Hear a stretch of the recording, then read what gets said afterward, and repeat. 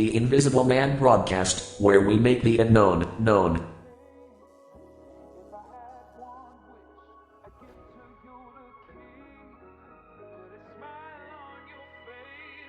Is a very important confusion.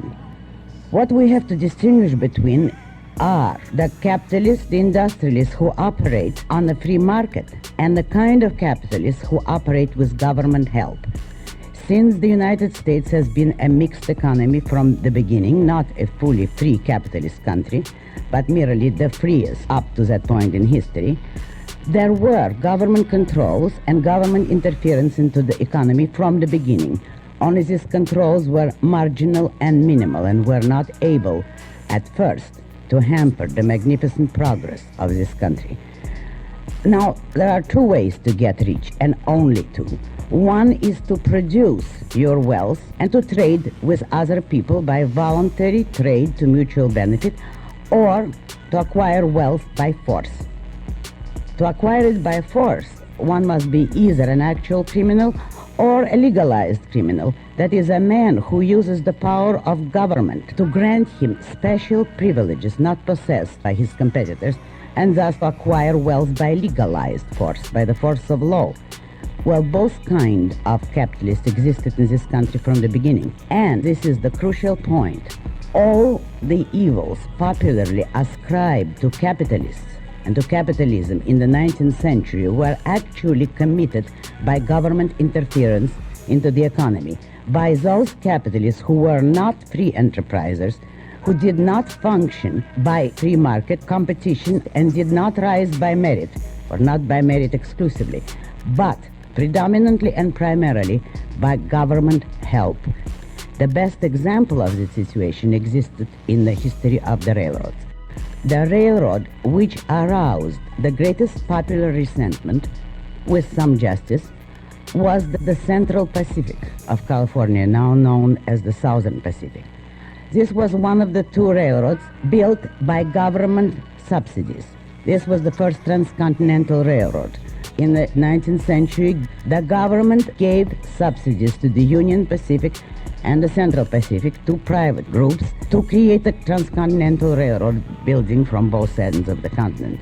In both cases, the main motive of the men involved in building this railroad, though not the exclusive, but the main motive, was to acquire the subsidies, not to build a railroad. More than that, there was yet no economic need for a transcontinental railroad. There was not enough freight to carry to justify private investment. But the government, under propaganda similar to today's, and such excuses as the prestige of the country, decided to build a railroad, and it did so by means of giving subsidies to private groups. Now, this is a classic example of a capitalist of a mixed economy, that is, a man who rises not by merit and economic judgment, but by government pull and special privilege. The builders of this continental railroad had an advantage which no private competitor could match. They had government subsidies. As a consequence, the Central Pacific held a monopoly in the state of California for about 30 years. Not only did they have the original advantage, but controlling and bribing the legislature of California, they had laws passed which forbade the entry of any competitor into California. To be exact, the law forbade any competing railroad to enter any California port.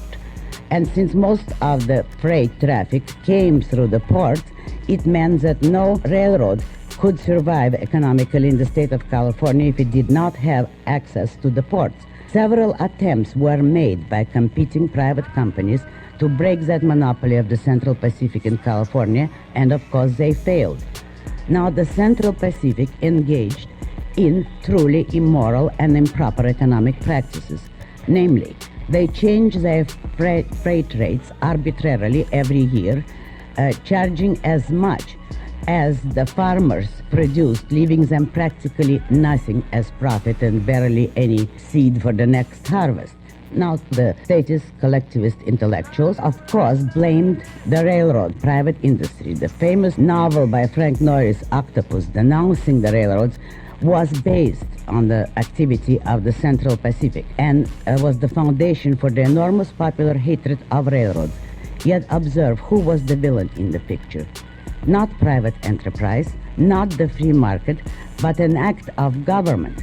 Originally the subsidies of the federal government and then reinforced by the legislation of California, which maintained the monopoly of the Central Pacific and permitted it to engage in all such abuses, delivering the public into its power. It is an act of government. Special privileges is required to establish any kind of coercive monopoly, and the history of the Central Pacific is a classic example of it.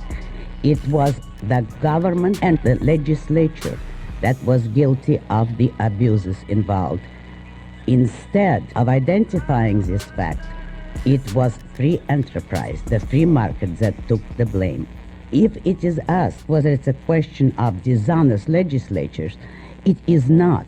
The issue there is that no legislator who has the power of control can be either honest or dishonest. The dishonesty lies not in the person, but in the institution.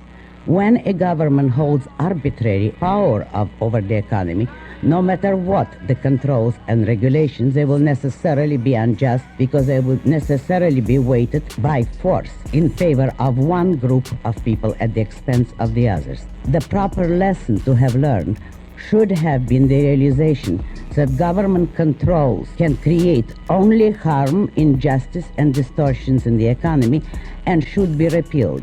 The government should not have had the power to interfere into the economy. It should not have held economic power. But since indeed, and so long as it did, the abuses necessarily had to take place with each control leading to further and more disastrous controls. To this day, people have not yet grasped that lesson. And whenever anything goes wrong in any industry, it is always the free market, the free capitalist that takes the blame. And I stress this, without exception. If you investigate, you will always find that the source of the evils or the abuses was the government. Government controls, not free enterprises or the free market.